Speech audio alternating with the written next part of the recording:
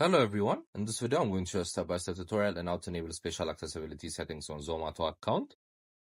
So first we're going to go to the Zomato app. As I told you guys can find it in the App Store or Play Store. Then once you're here, we're going to click on our profile section, which is found at the top right corner. Then once you're here, we're going to scroll downwards until we find the accessibility option.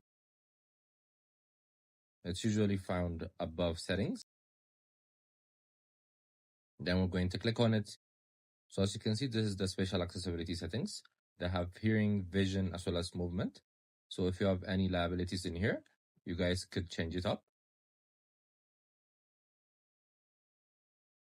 So they have 3 options, which makes it relevant for you guys. So if not, you guys could click on save and make sure your settings is updated. So that's how you do it. It's an important setting. Make sure to also check our other videos as we've been posting daily. I hope you guys like this video. Subscribe for more, like for more, share for more. I hope to see you again. Goodbye.